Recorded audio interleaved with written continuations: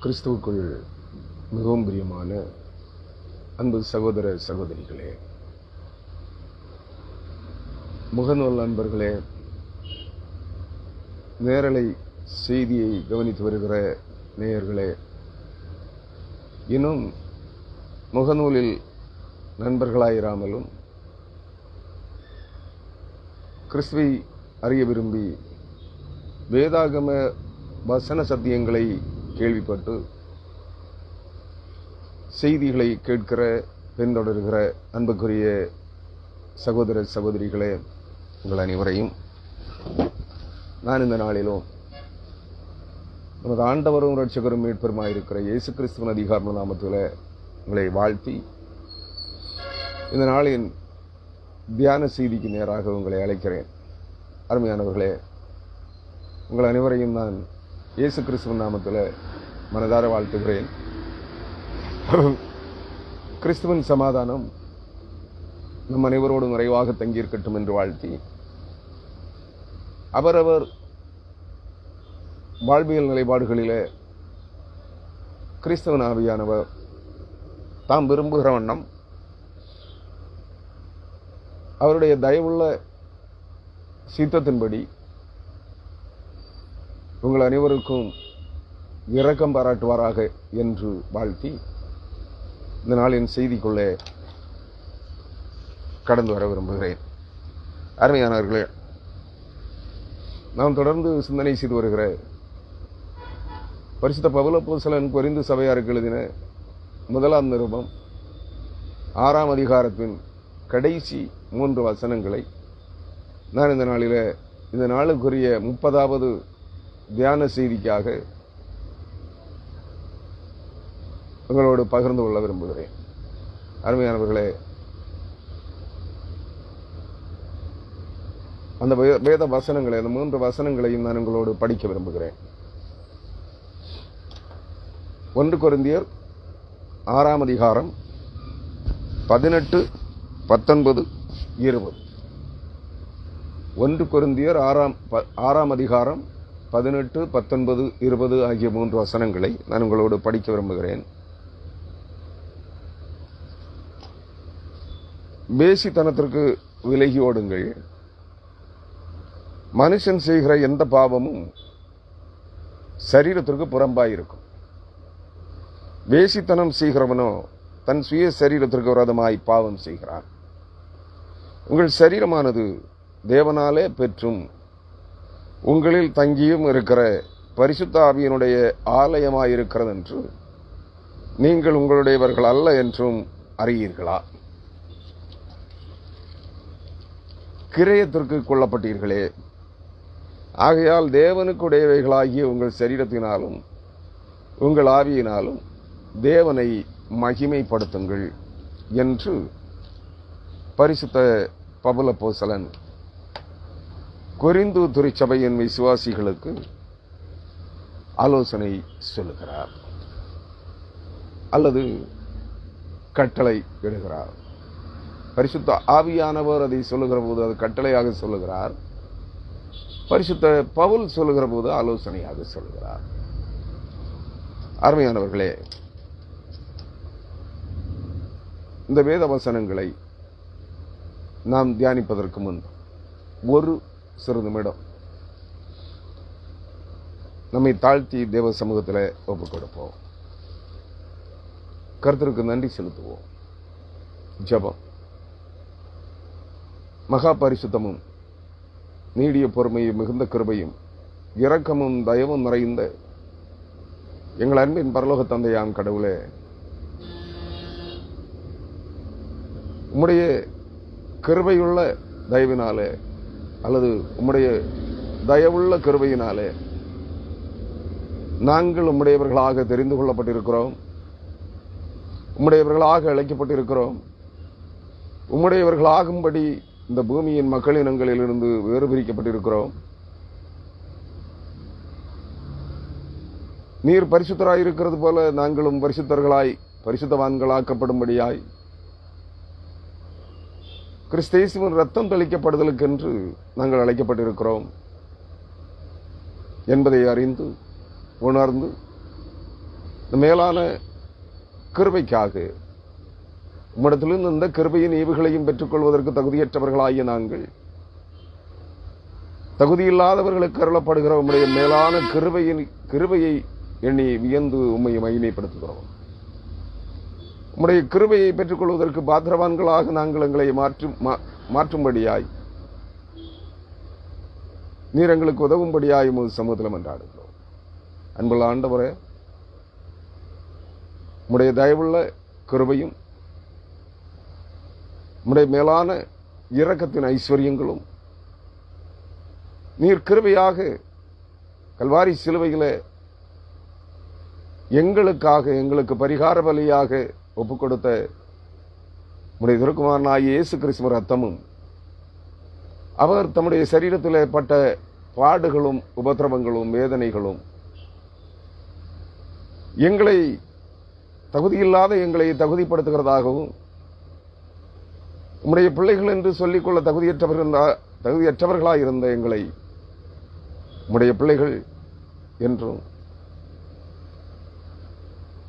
எங்கள் உம்மை அப்பா பிதாவே என்று அழைக்கத்தக்கதான புத்திர சுவீகாரத்தை கிறிஸ்தேசு கல்வாரி சிலுவையிலே சிந்தின இரத்தத்தின் மூலமாகவும் அவருடைய ஆவியின் மூலமாகவும் எங்களுக்கு தந்து உம்முடைய பிள்ளைகளாக உம்முடைய குமாரர்களாக குமாரத்திகளாக புத்திரவாக்கம் செய்யப்படும்படியாய் அன்புள்ள ஆண்டவரே, கிறிஸ்தேசுவின் சிலுவை பாடுகளினோடாக எங்களை நடத்தி வந்து கிறிஸ்தேசுவின் உயிர்த்தெழுதலுக்குள்ளாக நாங்கள் பிரவேசிக்கத்தக்கதாய் மறு ஜென்மம் முழுக்காகிய கிறிஸ்தேசுவின் ரத்தத்தினால நீர் எங்களை கழுவுகிறதற்கு கிறிஸ்தேசுவின் ரத்தம் தெளிக்கப்படும் நாளுக்கென்று எங்களை தெரிந்து கொண்டிருக்கிறதற்காய் அழைத்திருக்கிறதற்காய் எமக்கு நன்றி செலுத்துகிறோம். அன்புள்ள ஆண்டவரே, நாங்கள் விலைக்கிரயத்திற்கு கொல்லப்பட்டிருக்கிறோம் என்று உம்முடைய வசனங்கள் சொல்லுகிறது. பரிசுத்த ஆவியானவர் எங்கள் மூலமாய் அந்த வார்த்தைகளின் மூலமாய் பேசப் போகிறபடியினால் நாங்கள் ஸ்தோத்திரிக்கிறோம். கிரயத்திற்கு கொள்ளப்பட்டவர்களாகிய விலைக்கு வாங்கப்பட்டிருக்கிறவர்களாகிய நாங்கள் எங்களை விலைக்கு வாங்குவதற்கு பயன்பட்ட கல்வாரி சிலுவையிலே சிந்தப்பட்ட இயேசு கிறிஸ்துவின் ரத்தத்திற்கு நாங்கள் பங்காளிகளாய் மாறும்படியாய் அந்த இரத்தத்தினாலே நாங்கள் கழுவப்பட்டு பரிசுத்தவான்கள் ஆக்கப்படும்படியாய்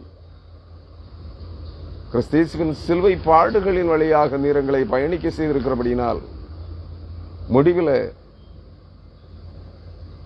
கிறிஸ்தேசுவின் சிலுவை பாடுகளாகிய கடுமையான உபத்திரவங்களின் வழியாய் நாங்கள் புடமிடப்பட்டு எங்கள் ஆவி ஆத்மா சரீரம் புடமிடப்படுகின்ற போது முடிவில் விலை கிரயமாக சிந்தப்பட்ட கர்த்தராகிய இயேசு கிறிஸ்துவின் ரத்தம் எங்கள் உள்ளங்களிலே தெளிக்கப்பட, எங்கள் ஆவி ஆத்மாக்களிலே, எங்கள் சரீரங்களிலே, எங்கள் இருதயங்களிலே தெளிக்கப்படவும் அதன் மூலமாய் நாங்கள் பரிசுத்தமாக்கப்பட்டு வாக்குத்தத்தம் பண்ணப்பட்ட பரிசுத்த ஆவியானவரால் நிரப்பப்படுவதற்கு ஏதுவாக நீர் எங்களை பரிசுத்தப்படுத்தும்படியாக, எங்களை சுத்திகரிக்கும்படியாக இந்த நாட்களிலே எங்கள் மேல் இருந்து செயலாற்றுகிற பரிசுத்த ஆவியானவர் மூலமாய் நீர் எங்களை பரிசுத்தத்திற்கு முழுமையான பரிசுத்தத்திற்குள்ளாக மறு ஜென்ம முழுக்காகிய இயேசு கிறிஸ்துவின் ரத்தத்தினால் கழுவப்படுகிற அந்த அனுபவங்களின் வழியாய் எங்களை உயிர்ப்பிக்கும்படியாய் சமூகத்தில் மன்றாடுகிறோம். எங்களை தாழ்த்துகிறோம், உம்முடைய கரங்களிலே தருகிறோம்.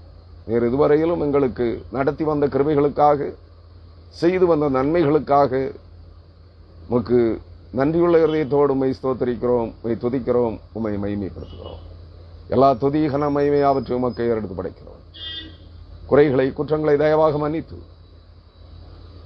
கிறிஸ்து ரத்தத்தினால் விலைக்கு வாங்கப்பட்டிருக்கிற எங்கள் சரீரங்கள், எங்கள் ஆத்மாக்கள், எங்கள் இதயங்கள் பரிபூரண பரிசுத்தத்தையும் பரிபூரணமான மாற்றுருவாக்கத்தையும் மறு ஜென்மத்தையும் புத்திரவாக்கம் புதுப்பிக்கப்பட்ட புதிய அனுபவங்களையும் புதிய மனிதர்களாய் ஜீவனுள்ள தேவனுடைய குமாரர்களாய் குமாரத்திகளாய் மாற்றப்படுகின்ற அந்த முழுமையான மறுபடி பிறக்கின்ற தேவ புத்திரர்களாய் தேவ குமாரத்திகளாய் பிறக்கின்ற அந்த நல்ல அனுபவத்தை நாங்கள் சொந்தமாக்கிக் கொள்ள எங்களுக்கு உதவி செய்யும்படியாய் எங்கள் ஆண்டவரும் இரட்சகரும் மீட்பருமாயிருக்கிற இயேசு கிறிஸ்துவின் வழியாக உமது சமூகத்தில் மன்றாடுகிறோம். ஜெபங்களும் எங்கள் ஜீவனுள்ள நல்ல பிதாவே, ஆமென். கிறிஸ்துவுக்குள் மிகவும் பிரியமான அன்பு சகோதர சகோதரிகளே, உங்கள் அனைவரையும் நான் இந்த நாளிலும் மீண்டும் ஒரு முறை மனதார வாழ்த்தி இந்த நாளின் தியானத்திற்குள்ளாக கடந்து செல்லவிருக்கிறேன். உங்களை அழைக்கிறேன். அருமையானவர்களே,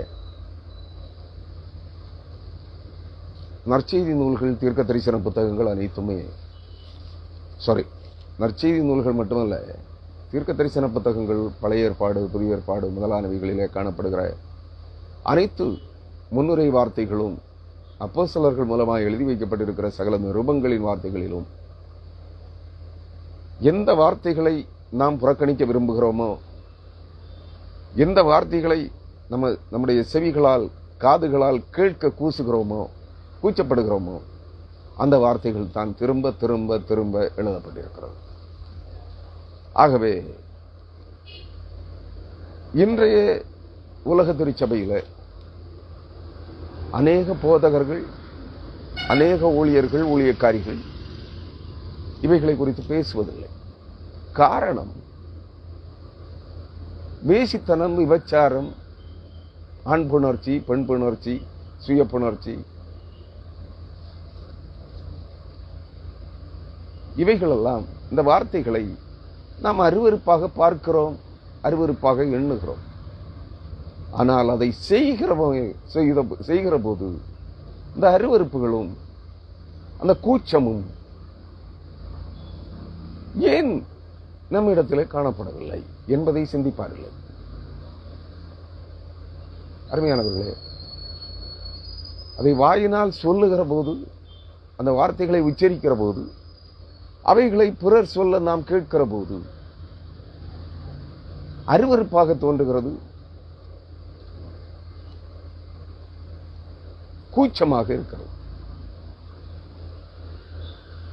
ஆனால் இப்படிப்பட்டவர்கள் இந்த காரியங்களை செய்கிறதிலே முன்னணியிலே இடம் பெறுகிறார்கள். எல்லோரும் செய்கிறார்கள். நூற்றுக்கு எல்லோரும் என்று நான் எல்லோரையும் குற்றப்படுத்த விரும்பவில்லை. கிறிஸ்தவர்களிலும் ஒரு 1/3 பேர் இந்த அருவருப்பான காரியங்களை விட்டு விலகி இருக்கிறார்கள். எல்லா மத பிரிவுகளிலும், எல்லா இன மக்களிலும் ஒரு குறிப்பிட்ட சதவிகிதம் பேர் இந்த அருவருப்பான வேசித்தனம், விபச்சாரம், காம இச்சைகள், உடலின்ப இச்சைகளுக்கு விலகி இருக்கிறார்கள். தங்களை காத்துக் கொள்ளுகிறார்கள். அவர்களுக்கு அதனாலே உணர்ச்சிகள் அற்றவர்கள் என்று எண்ணிக்கொள்ள வேண்டாம். உடலின்ப உணர்ச்சிகள் அற்றுப்போனவர்கள் என்று எண்ணிக்கொள்ள வேண்டாம். ஆனால் இது எவ்வளவு பேசவும் சொல்லவும் கேட்கிற போது, இந்த வார்த்தைகளை குறித்து பேசவும் சொல்லவும் எழுதவும் செய்கிற போது எவ்வளவு கூச்சத்தையும் அருவருப்பையும் உணர்கிறோமோ, அந்த அளவுக்கு அதை செய்ய துணிகரம் கொள்ளுகிற போதும் அந்த அருவருப்பும் கூச்சமும் இருக்க வேண்டும். அப்படி இருக்கிறவர்கள், அந்த உணர்ச்சிகளும் இருக்கிறது, இந்த அருவருப்பும் கூச்சமுமான இந்த உணர்ச்சிகளும் இருக்கிறது. இப்படிப்பட்டவர்கள் அதற்கு விலகி தங்களை காத்துக் கொள்கிறார்கள். அவர்களிடத்தில் இச்சை அடக்கம் என்கிற பண்பு, நற்பண்பு, நல்லொழுக்கம் இருக்கிறது. தங்கள் சரீரங்களை, தங்கள் சரீரத்தின் உணர்ச்சிகளை தூண்டி எழுப்புவதற்கு அவர்கள் விட்டுக் கொடுப்பதில்லை. ஆனால் அந்த உணர்ச்சிகள் தானாகவே எழும்புகிற போது, மனித இயல்பில், மனிதன் மாம்சத்தில் இருக்கும் வரை எல்லா உணர்ச்சிகளும் அவர்களுக்கு இருக்கும். முழுமையான ஒரு ஆணுக்கும் முழுமையான ஒரு பெண்ணுக்கும் எல்லா உணர்ச்சிகளும் அவர்கள் மாம்சத்தில் இருக்கும் நாள் வரை இருந்து கொண்டே இருக்கும். ஆனால் இச்சை அடக்கம் என்கிற நல்லொழுக்கம், நற்பண்பு, ஆவியின் நற்கனிகளில் ஒன்று அவர்களிலே இருக்கும் என்றால், அது நடைமுறைப்படுத்தப்படும் என்றால், அவர்கள் அந்த உடலின்ப உணர்ச்சிகளை அடக்கியாள பழகிக் கொள்கிறார்கள். இது மனிதனுக்கு தேவை. ஆனால் நாம் அறிவு படைத்தவர்கள். நாம் படைக்கப்பட்டது தேவனுக்காக, நமக்காக அல்ல. ஆனால் நாம் என்ன செய்கிறோம்? இச்சையடக்கம் என்கிற அந்த பண்பியலை, நற்பண்பை செயல்படுத்த மறந்து, இச்சை அடக்கத்தை துறந்து, இச்சை அடக்கமற்றவர்களாய் மிருகங்களைப் போல கண்ட இடங்களில் எல்லாம், கண்ணில் கண்டவர்களோடு எல்லாம், கண்களுக்கு இன்பமாய் தோன்றுகிறவர்களோடு எல்லாம், கவர்ச்சியாய் வசீகரமாய் தோன்றுகிற அனைவரோடும், கிறிஸ்தவர்களிலே அநேகர், பிரபலமானவர்கள், ஊழியர்கள், ஊழியக்காரிகள், விசுவாசிகள், பக்தி வேடம் தரித்து தங்களை போன்ற பரிசுத்தவான்கள் இந்த உலகத்திலே, இந்த கிறிஸ்தவ மார்க்கத்திலே இல்லை என்று காட்டிக்கொள்ளுகிறவர்கள், அந்த இச்சை அடக்கமற்றவர்களாய் இந்த பாவ கிரியைகளிலே அருவருப்பான கூச்சப்படுகிற அந்த காரியங்களை செய்து கொண்டிருக்கிறவர்களாய் இருக்கிறார். ஆனால் வெளியே இடத்திலே பக்தி வேடம் விடுகிற போது என்ன செய்கிறார்கள்? தங்களை போன்ற பரிசுத்தவான்கள் யாரும் இல்லை என்று காண்பித்துக் கொள்கிறார்கள். அருமையானவர்களே, வேதம் சில வசனங்களை சொல்லும். அவைகளை நான் எடுத்து படிக்க விரும்பவில்லை. அந்த வசனங்களிலே வேசி, பிறர் காராவண்ணம், தான் விரும்புகிற அனைத்தையும், அந்த மாம்சிக இச்சைகளை சார்ந்த அனைத்தையும் செய்து முடித்துவிட்டு நன்றாக தின்று திருப்தியாகி தன் வாயை துடைத்துவிட்டு நான் ஒன்றையும் காணவில்லை, ஒன்றும் அறியேன் என்று சொல்லுவாளாம். ஆனால் அப்பொழுது தான் எவரோ ஒருவருடன் அல்லது பலருடன் தகாத உடலுறவை செய்து கொண்டு வந்திருப்பாள். வெளியிலே வந்து முகத்தை கழுவி துடைத்துவிட்டு சரீரத்தின் அந்த அருவருப்பான காரியத்தை செய்கிற உறுப்புகளை கழுவி துடைத்துவிட்டு, அதான் தின்று துடைத்துவிட்டு தங்களை போன்ற பரிசுத்தவாட்டிகள் யாரும் இல்லை என்று காட்டிக்கொள்கிறார்கள். தங்களை போன்ற பரிசுத்தவான்கள் யாரும் இல்லை என்று காட்டிக்கொள்கிறார்கள். அப்படிப்பட்டவர்களுக்கு இதை வெளிப்படையாக பேசுவது குற்றமாக தோன்றுகிறது. அருமையானவர்களே, இப்படிப்பட்டவர்களை பார்த்துத்தான் இந்த வேதவசனம் சொல்லுகிறது, வேசித்தனத்திற்கு விலகி ஓடுங்கள். விலகி ஓடாதவர்கள், தங்களை இச்சை அடக்கம் என்கிற ஆவிக்குரிய நற்பண்புகளில் ஒன்றை தங்கள் வசமாய் கை கொள்ளாதவர்கள், தேவனுடைய சபைக்கு புறம்பாயிருக்கிறார்கள். நீங்கள் எவ்வளவுதான் பரிசுத்தவான்கள் என்று வேஷம் போட்டாலும் ஒரு நாளிலே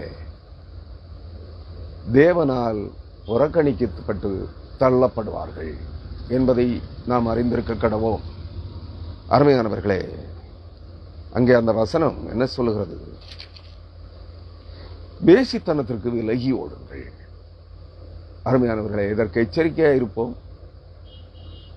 காரணம், நம் அனைவருக்கும், ஆணாக இருந்தாலும் பெண்ணாக இருந்தாலும், அவரவர் நிலைப்பாடுகளிலே, அவரவர் சரீரங்களிலே, அவரவர் மாம்சத்திலே உணர்ச்சிகள் உண்டு. கிறிஸ்துவுக்குள்ளாக நாம் கிறிஸ்தவர்கள் என்று பெயர் தெரிவித்திருக்கிறபடியினால் நாம் அதற்கு விலகி ஓடக்கடவோம். அவைகளை அந்த இச்சை அடக்கம் உள்ளவர்களாய், கலாத்தியர் 5ஆம் அதிகாரத்தில் அந்த இச்சை அடக்கம், ஆவியின் நற்கனிகள் 9 எவை என்று சொல்லப்பட்டிருக்கிறது. அவைகளிலே அந்த இச்சை அடக்கம் ஒன்றாக இருக்கிறது. வேண்டுமானால் அந்த வசனத்தை நான் படித்து உங்களுக்கு சுட்டிக்காட்ட விரும்புகிறேன். அது எங்கே இருக்கிறது இச்சை அடக்கம் என்பதை.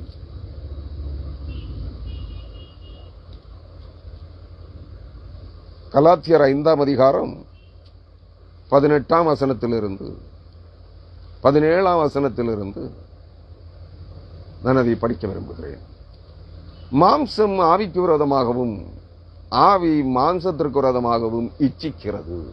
இச்சை, விருப்பம், உடல் இன்ப இச்சைகளின் விருப்பம், நாட்டம், தேடல், இவைகள்தான் கண்களின் இச்சை, இருதயத்தின் இச்சை, மாம்சத்தின் இச்சை, வேசித்தன இச்சை, விபச்சார மயக்கம். இது ஒரு மயக்கம், மதியை மயங்க செய்கிறது. அது என்ன செய்கிறது? மாம்சம் ஆவிக்கு விரோதமாகவும் ஆவி மாம்சத்திற்கு விரோதமாகவும் இச்சிக்கிறது. ஆசை கொள்கிறது, ஆவல் கொள்கிறது, அது பேராசையாக மாறுகிறது, அடைந்தே தீர வேண்டும் என்கிற உணர்ச்சி பெருக்குள்ளே இழுத்து செல்லுகிறது. கட்டுக்கடங்காத உணர்ச்சிகளின் பெருக்கு பாவத்தை செய்ய விளைகிறது.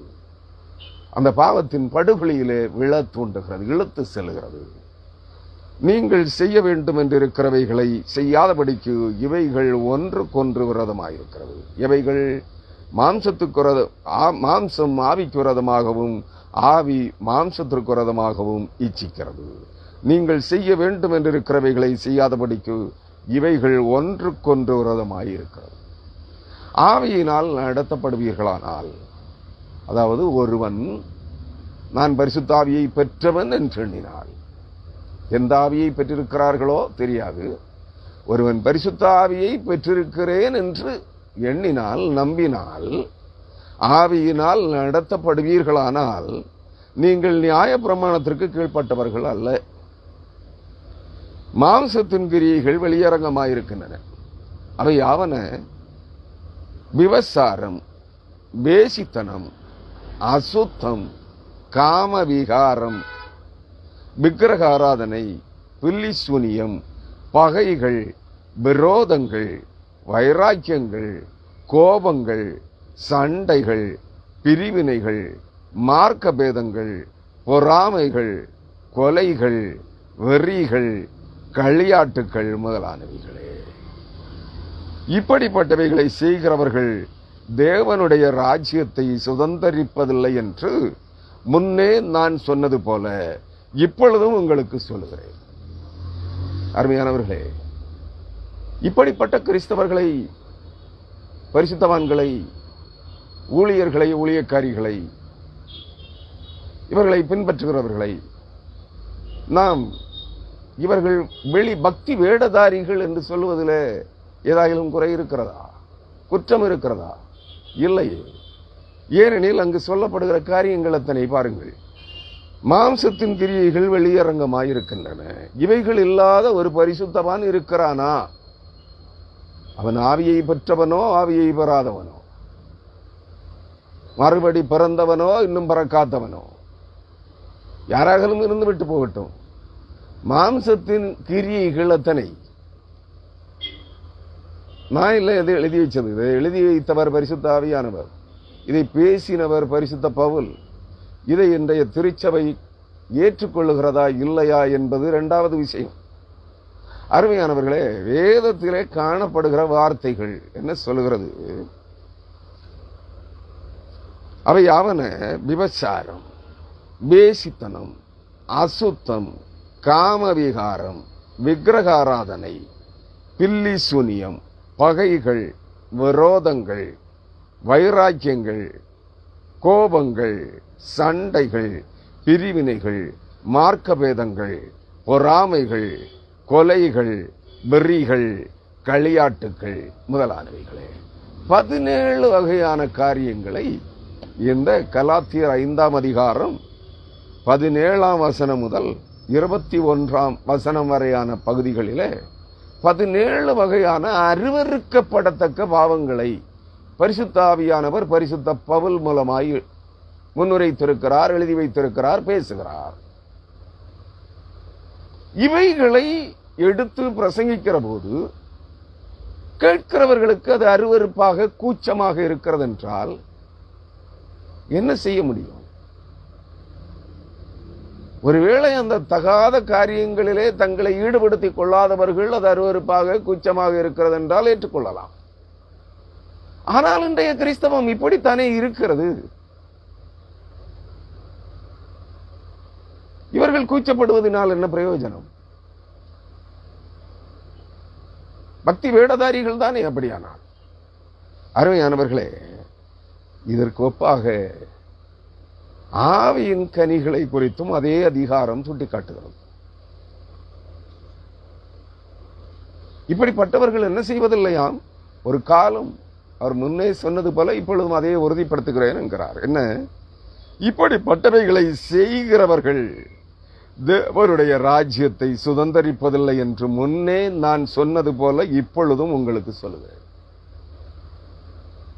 எங்கும் இவைகளை பரிசுத்த ஆவியானவர் எல்லா அப்போஸ்தலர்கள் மூலமும் எல்லா தீர்க்கதரிசிகள் மூலமும் சகல ஊழியக்காரர்கள் மூலமும் எச்சரிக்கிறார், பேசுகிறார், எழுதி வைத்திருக்கிறார். இவைகளை நாங்கள் கேட்க மாட்டோம், நீ ஏன், இவன் ஏன் இவைகளை மட்டுமே பேசிக் கொண்டிருக்கிறான் என்று கேட்கிறீர்கள், சொல்லுகிறீர்கள் என்றால் உங்களுக்கு மனம் திரும்ப மனமில்லை. மறைவிடங்களிலே செய்கிறதை நாங்கள் செய்கிறதை, ஒளிப்படங்களிலே நாங்கள் செய்கிறதை இவன் பகிரங்கப்படுத்துகிறானே, அது கூச்சமாக இருக்கிறதே. அதை சொல்லுகிறது, அதை பேசுகிறது, அந்த வார்த்தைகளை உச்சரிப்பதே அருவருப்பாக இருக்கிறதே. அதனால் தான் நான் கேட்கிறேன், அன்பான கிறிஸ்தவர்களே, இவைகளை செய்கிற போது இந்த அருவருப்பு எங்கே போய்விடுகிறது? மதி மயக்கம், புத்தி மயக்கம், களியாட்டு வெறி, காம வெறி கொண்ட களியாட்டத்தின் உச்சம் இந்த அருவருப்புகளை எண்ணி பார்க்க மதியை மயக்கி விடுகிறது. எதை வேண்டுமானாலும் செய்யலாம், அதை அனுபவித்தே தீர வேண்டும் என்கிற வெறி ஆட்கொள்ளுகிற போது அந்த அருவருப்பும் கூச்சமும் போய்விடுகிறது. அருமையானவர்களே, அப்படிப்பட்டவர்கள் இந்த வார்த்தைகளை கேட்பதற்கு தயங்குகிறார்கள். ஏன்? இந்த வார்த்தைகள் அவர்களை சுட்டெரிக்கிறது. குத்தவில்லை, உடைக்கவில்லை, மாறாக அவர்களுடைய சரீரங்களை சுட்டெரிக்கிறது, எரிகிறது. அவர்களுடைய உடல் முழுவதும் எரிபந்தமாய் எரிய தொடங்குகிறது. ஆகவே இவைகளை விட்டு ஓடுகிறார்கள். அருமையானவர்களே, அவர் சொல்லுகிறார், ஆவியின் கனியோ 22ஆம் வசனம், ஆவியின் கனியோ அன்பு, சந்தோஷம், சமாதானம், நீடிய பொறுமை, தயவு, நற்குணம், விசுவாசம், சாந்தம், இச்சை அடக்கம். ஆவியின் கனிகள் 9, ஆவியின் வரங்கள் 9. அதுபோல ஆவியின் கனிகளும் நற்பண்புகள், கனிகள் என்றால் நற்குணங்கள் அல்லது நற்பண்புகள், அவைகளும் 9. அன்பான கிறிஸ்தவர்களே, உங்களுக்கு ஒரு ஆவியின் வரம் இருக்கிறது என்றால் நிச்சயமாக ஒரு ஆவிக்குரிய நற்பண்பு, நற்கனிகளில் ஒன்று இருக்க வேண்டும்.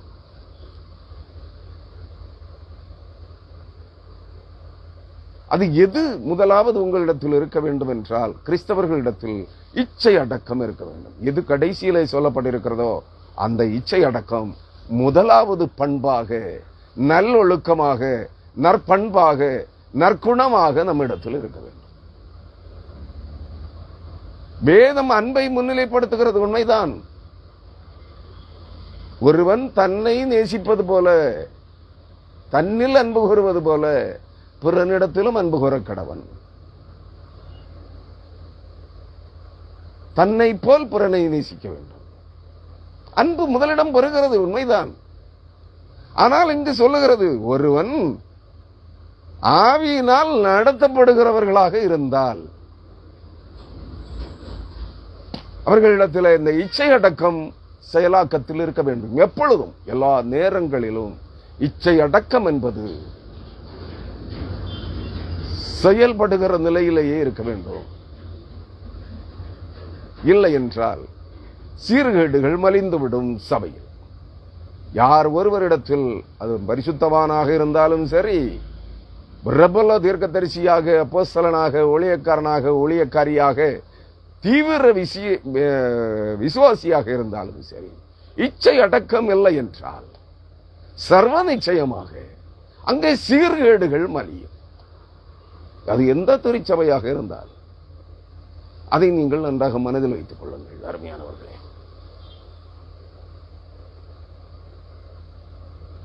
இச்சை அடக்கமும் மற்ற பண்புகளும் ஒருவரிடத்தில் வந்து விடுகிற போது அன்பு தானாகவே ஊற்றெடுத்து பொங்க ஆரம்பித்து. இச்சை அடக்கம் இல்லை என்றால் ஒரு வகையான அன்பு அவர்களிலே வெளியே பாய்ந்தோட தொடங்கிவிடும். அது காம இச்சையின் அன்பு. தான் அடைய விரும்புகிறதை அனுபவித்தே தீர வேண்டும் என்கிற அடங்காத வெறி. அது ஒரு வகையான அன்புதான். காதல் அன்பு, காம வெறியின் அன்பு.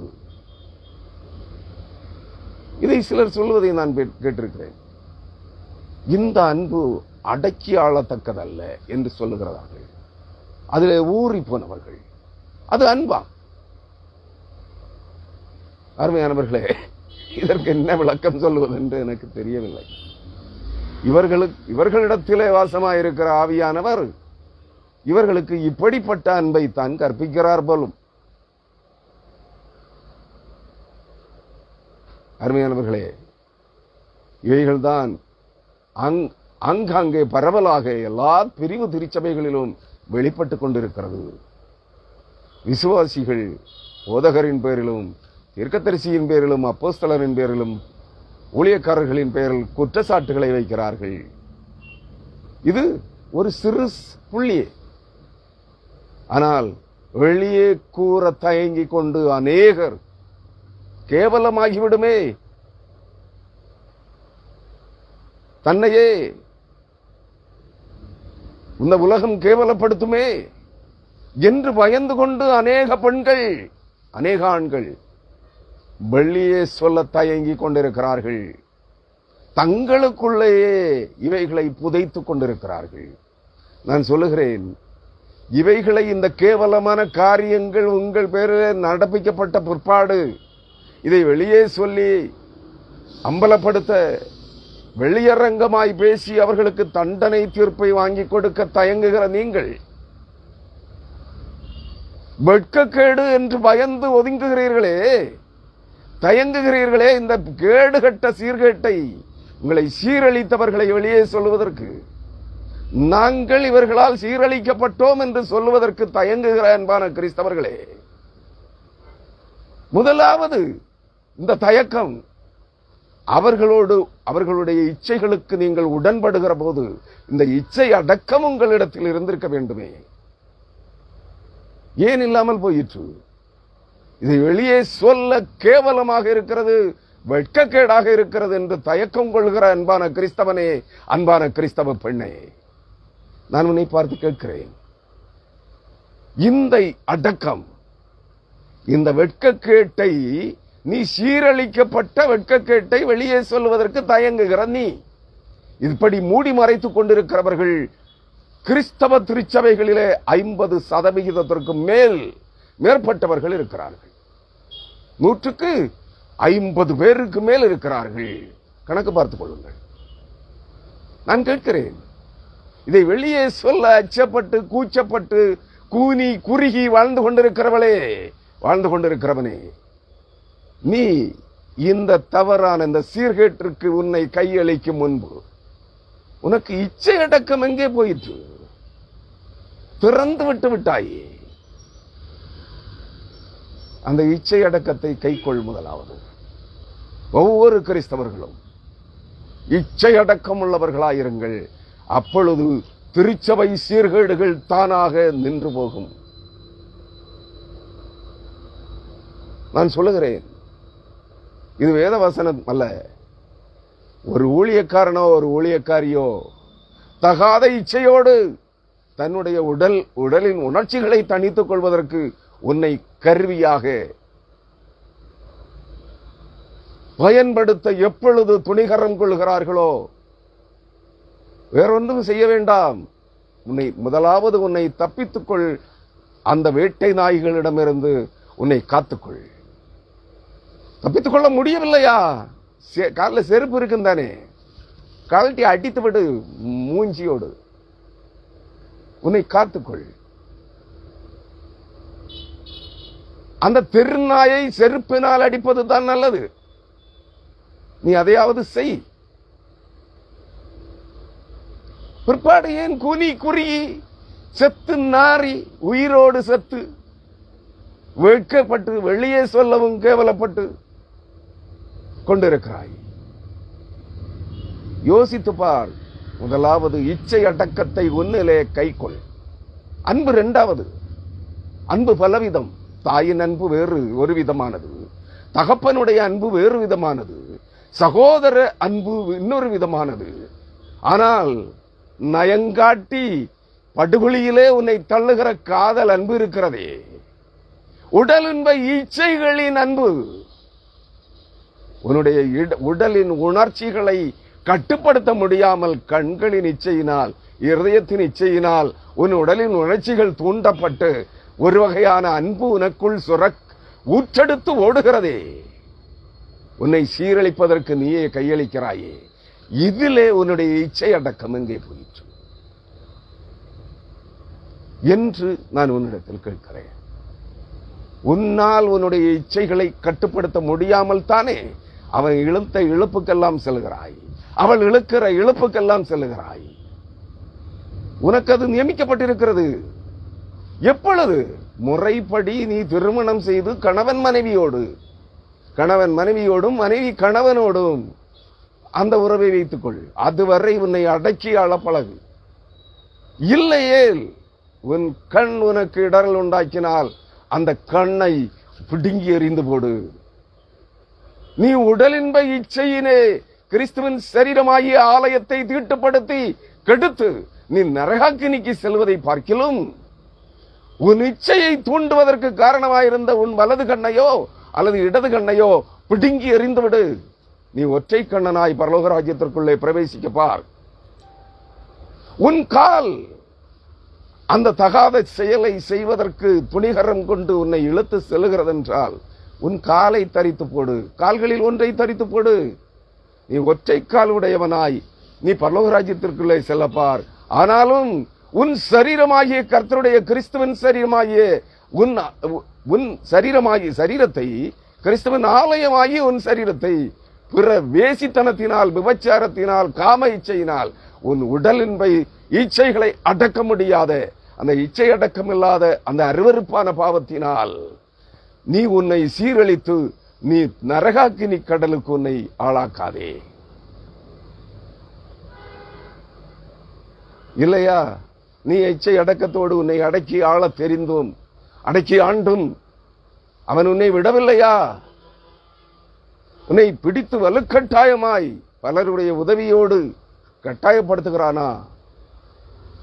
பகிரங்கமாக செருப்பை, காலில் இருக்கிற மிதியடிகளை கழற்றி அவன் மகரக்கட்டையில அடிச்சிரு.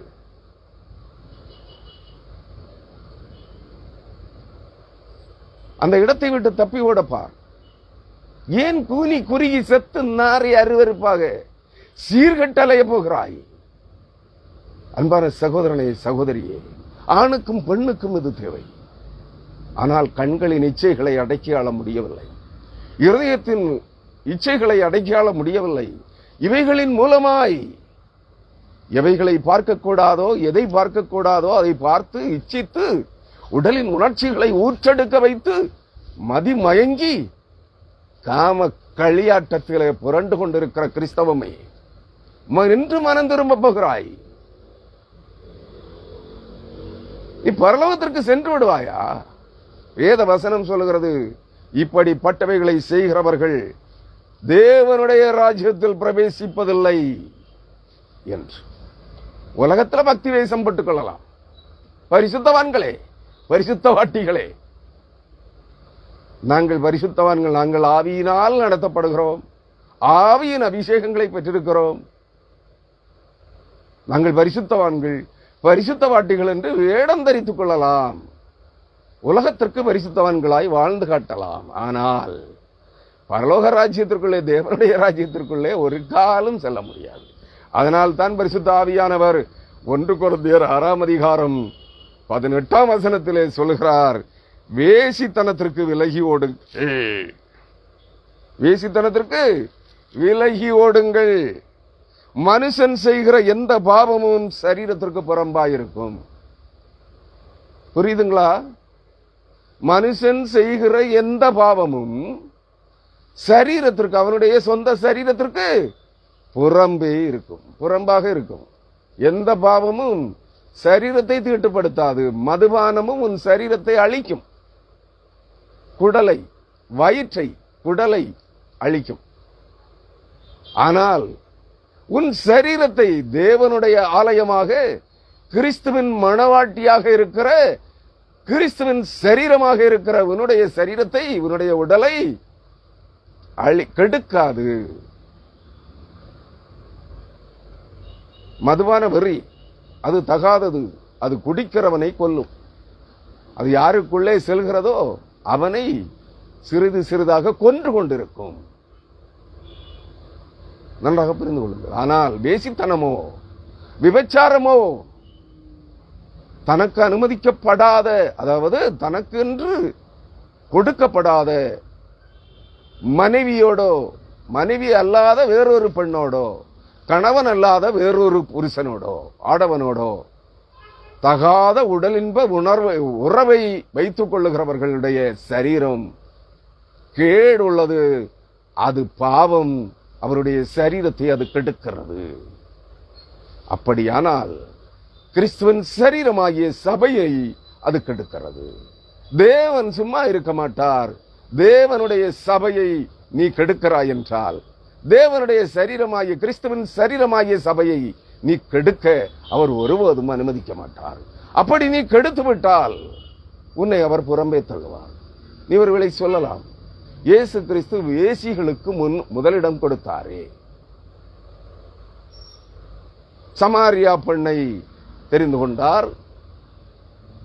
மரியாள் என்கிற ஒரு பிரபல வேசியை மன்னித்தார். கையங்களவுமாய் பிடிக்கப்பட்டு கல்லறிந்து கொள்ளும்படியாய் துரத்தப்பட்ட பெண் இயேசுவின் பாதப்படியிலே வந்து விழுந்தபோது அவர்கள், ரபி, போதகரே, மோசேயினுடைய நியாயப்பிரமாணங்களுக்கு மீறி இவள் வேசித்தனம் செய்தாள், இவளை கல்லறிந்து கொள்ள வேண்டும் என்று, இப்படிப்பட்டதை செய்கிறவர்களை கல்லறிந்து கொள்ள வேண்டும் என்று மோசேயினுடைய சட்டம் சொல்லுகிறதே என்று சொல்லி இயேசுவினிடத்திலே கேட்கிறார்கள். அவர் சொல்லுகிறார், குனிந்து தரையிலே மணலின் மேல் எழுதி கொண்டிருந்தார்.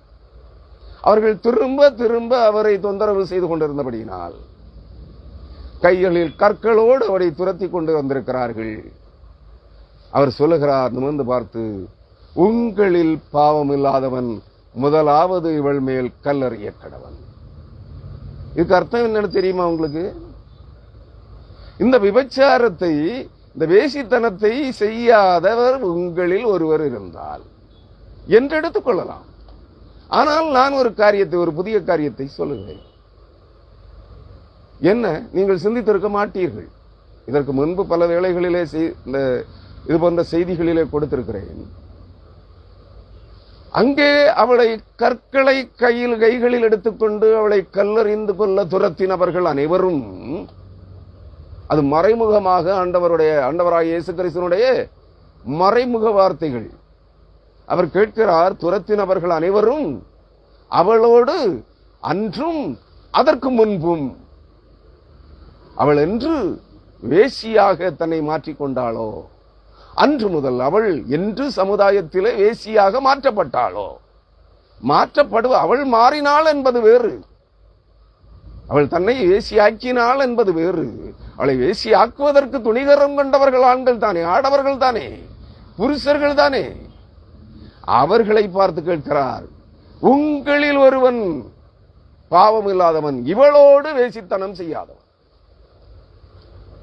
நீங்கள் யாரை கல்லறிந்து கொல்லுவதற்கு மோசேயின் சட்டத்தின்படி யாரை கல்லறிந்து கொள்வதற்கு கொண்டு வந்தீர்களோ, துரத்தினீர்களோ, அவளோடு வேசித்தனம் செய்யாதவர்கள் உங்களில் ஒருவன் இருந்தால் முதலாவது அவள் மேல் கல்லறியட்டும். யாரும் இல்லை. அவர் அதற்குள்ளே வேறு ஒரு கேள்வியையும் வைக்கிறார். என்ன? நீங்கள் அதை சிந்திக்க வேண்டும். கையும் களவுமாய் பிடிக்கப்பட்டாள். அப்படியானால் அவள் விபச்சாரம் செய்து கொண்டிருந்த போது, வேசித்தனம் செய்து கொண்டிருந்த போது, ஒழுங்கற்றவளாக வேறொரு ஆடவனோடு அல்லது பலரோடு விபச்சாரம் வேசித்தனம் செய்து கொண்டிருந்த போது கையங்களமாய் பிடிக்கப்பட்டாள். அவள் தானே பிடிக்கப்பட்டிருக்கிறாள். அவளோடு உறவு கொண்டிருந்தவன் எங்கே? அவளோடு அந்த தகாத செயலை செய்து கொண்டிருந்த ஆடவன் எங்கே? புருஷன் எங்கே? புருஷன் என்றால் கணவன் அல்ல. ஆடவன் எங்கே? அல்லது ஆடவர்கள் எங்கே? கையும் களவுமாய் பிடிக்கப்பட்டாலே அவர்கள் எங்கே? இல்லை. அப்ப எப்படி கையும் களவுமாய் பிடிக்கப்பட்டாள்? கையும் களவுமாய் பிடிக்கப்பட்டாள் என்றால் அவர்களும் பிடிக்கப்பட்டிருக்க வேண்டும். ஒருவரோ அதற்கு மேலோ பலரோ அல்லது சிலரோ அவளோடு இருந்திருக்க வேண்டுமே. அவர்களும் சேர்த்து பிடிக்கப்பட்டிருக்க வேண்டுமே. பிடிக்கப்படவில்லை. அப்படியானால் அவர்கள் எங்கே நிற்கிறார்கள்? கைகளில் கற்களோடு அவளை கல்லறிந்து கொள்ள ஆவல் உள்ளவர்களாய் நிற்கிறார்கள். ஏன் அப்படின்னா நல்லா புரிஞ்சுக்குங்க. அவளை கல்லறிந்து ஒரு சமுதாய சீர்கேட்டை செய்கிற ஒரு பெண் கையும் களவுமாய் பிடிக்கப்பட்டிருக்கிறாள் என்றால் அவளோடு அந்த சீர்கேட்டிலே பங்கெடுத்த ஆடவர்களும் பிடிக்கப்பட்டிருக்க வேண்டும். எப்பொழுது ஆடவர்கள் மறைக்கப்படுகிறார்களோ அப்போ நீங்க புரிஞ்சுக்கணும், சீர்கேடு அவள் மட்டுமல்ல, அந்த சீர்கேட்டை செய்வதற்கு ஆடவர்கள் தான் உணர்ந்தார்கள். அவர்களால் தான் இவள் ஏசியாக்கப்பட்டாள். அந்த ஆடவர்கள் எல்லாம் கைகளில் கற்களோடு நிற்கிறார்கள். தங்களை பரிசுத்தவான்களாக காட்டிக் கொள்கிறார்கள். பக்தி வேடதாரிகளாய் இருக்கிறார்கள்.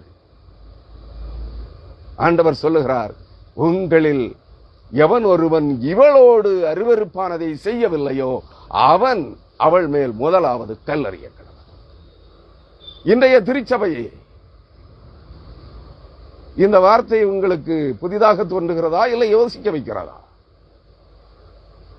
யாரோ ஒருவன் பிடிபட்டு விட்டால், யாரோ ஒருத்தி பிடிபட்டு விட்டால் அதை உலகம் பூரா நாரடிக்கிறவர்களே, நீங்கள் எப்படி இருக்கிறீர்கள்? உங்களிடத்தில் அந்த கேள்வியை முதலாவது கேளுங்கள். நீங்கள் இச்சை அடக்கமுள்ளவர்களாய் இருக்கிறீர்களா? கிறிஸ்துவுக்காக உங்கள் சரீரத்தை யோக்கியமாய் பாதுகாக்கிறீர்களா? பரிசுத்தமாய் வைத்திருக்கிறீர்களா? இல்லையே. நீ அவளோடு இல்லை என்றால் வேறு எவளோட அருவருப்பானதை செய்து கொண்டிருக்கிறாயே. நீ அவனோடு இல்லை என்றால் வேறு எவனோட அருவருப்பானதை செய்து கொண்டிருக்கிறாயே. உனக்கு கூசத்தான் செய்யும்.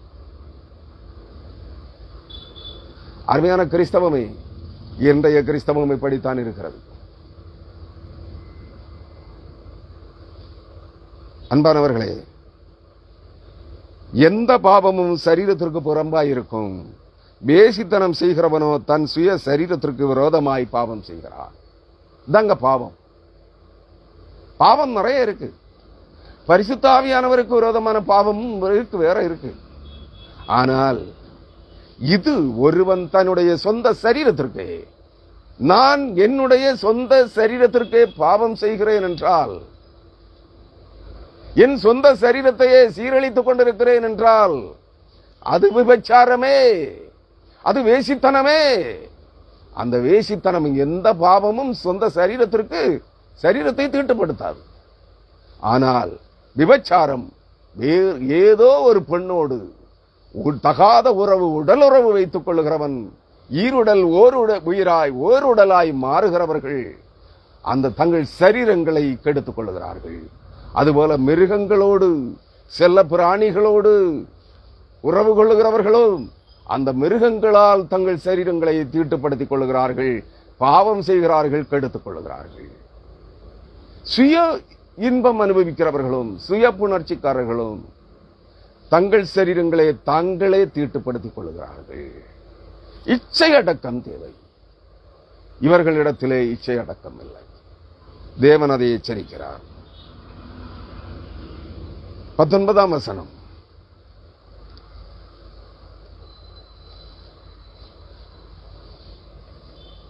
உங்கள் சரீரமானது நீங்கள் தேவனாலே பெற்றும் உங்களில் தங்கியும் இருக்கிற பரிசுத்த ஆவியினுடைய ஆலயமாய் இருக்கிறதென்றும் நீங்கள் உங்களுடையவர்கள் அல்ல என்றும் அறியீர்களா?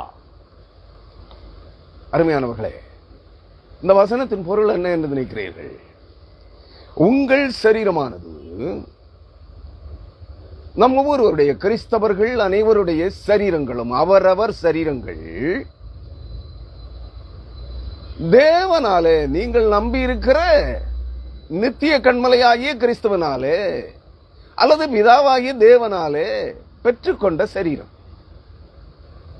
என்றும் ஒவ்வொரு மனிதனும் பிறக்கிற போதே, தாயின் வயிற்றில் இருந்து பிறக்கிற போதே அது தேவனால் உருவாக்கப்படுகிற, தாயின் வயிற்றில் ஆழத்திலே மறைவிடங்களிலே செய்து உருவாக்கப்பட்டது. தேவனாலே, பரிசுத்த ஆவியானவராலே உருவாக்கப்பட்டது. இயேசு கிறிஸ்துவனுடைய சரீரம், இயேசுவின் சரீரம், தேவனிடத்தில் வார்த்தையாய் இருந்த வார்த்தையானவராகிய இயேசுவை பரிசுத்த ஆவியானவராகிய தேவன் மரியாளின் வயிற்றிலே மனித குமாரனாக உருவாக்கினார். ஒளிப்பிடம், மறைவிடம் அதுவே தாயின் கர்ப்பம். தாயின் கர்ப்பத்திலே, மறைவிடத்திலே, ஒளிப்பிடத்திலே யாரும் அறியாவண்ணம் பரிசுத்த ஆவியானவர் உருவாக்கினார். அதுபோலவே மனிதர்களாகிய நம்மையும் தாயின் கருவிலே நம்மை உண்டாக்குகிற போது பரிசுத்த ஆவியானவர் உண்டாக்குகிறார்.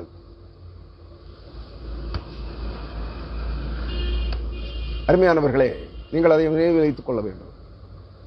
ஆதி மனிதன் ஆதாமை தேவன் படைத்த போது, செய்து தம்முடைய கரத்தினால் உருவாக்கின போது, அங்கு வேறு யாரும் இருக்கவில்லை.